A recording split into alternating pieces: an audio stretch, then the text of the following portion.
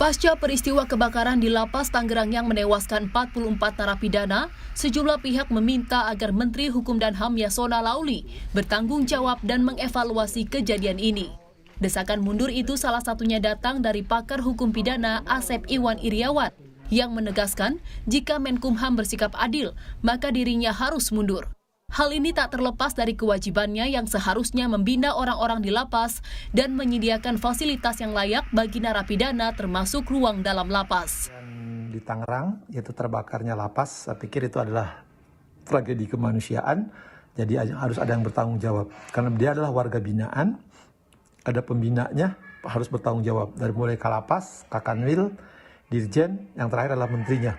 Jadi tidak ada alasan karena lain-lain, tapi itu adalah kewajiban setiap pemangku kekuasaan yang diberi amanah karena dia tidak menjaga kemanusiaan, orang itu sampai meninggal 44, artinya harus mundur dong, harus ada sensitivitas rasa takut.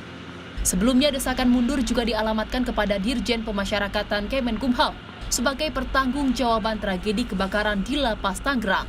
Namun Wakil Ketua DPR Sufmi Dasko Ahmad menilai sebaiknya upaya menyelesaikan masalah lembaga pemasyarakatan dilakukan dengan mencari sumber masalahnya agar peristiwa serupa tak terulang daripada mencari siapa yang salah dalam tragedi ini.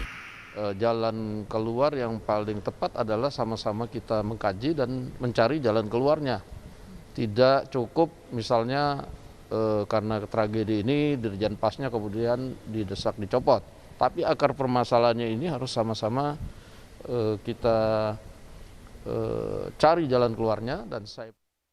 Sementara itu, Menkumham Yasona Laoly tak mempersoalkan adanya desakan agar dirinya mundur dari jabatannya. Menurut Yasona, dirinya kini fokus untuk menyelesaikan berbagai permasalahan yang dihadapi lapas di seluruh Indonesia. Berbagai pihak ada desakan bahkan dari sejumlah pihak agar Dirjen Pas dan bahkan Bapak diganti pasca kejadian ini. Tanggapannya Pak Yasona seperti apa? Kami tidak memikirkan itu urusan pimpinan. Yang kami pikirkan sekarang kami menyelesaikan persoalan ini secepat mungkin.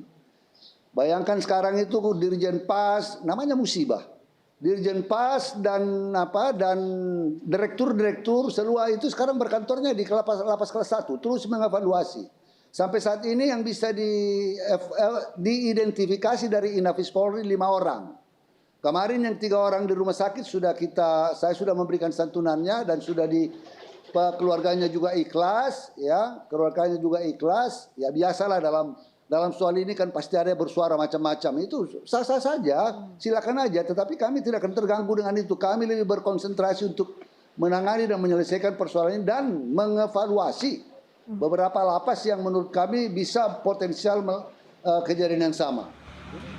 Sementara itu, anggota Komisi 3 DPR RI fraksi P3 Arsul Sani menilai tuntutan mundur terhadap Menkumham Yasona Laoly tak serta-merta akan menyelesaikan problem manajemen lembaga pemasyarakatan saat ini. Menurut Arsul, saat ini Komisi 3 DPR fokus meminta Menkumham membedah tata kelola pemasyarakatan di Indonesia secara sistematis agar insiden serupa tidak terjadi di tempat lain. Kami lebih memfokuskan bagaimana kemudian Pak Menteri dan jajarannya itu bisa memastikan bahwa akan ada pembenahan, perbaikan, reformasi secara sistemik terkait dengan pemasyarakatan kita. Ini yang saya kira buat kami jauh lebih penting. Berdasarkan data Ditjen Pas, dari 526 unit pelayanan teknis atau UPT pemasyarakatan di 33 kantor wilayah di Indonesia, sebanyak 401 UPT atau 76%-nya telah kelebihan kapasitas.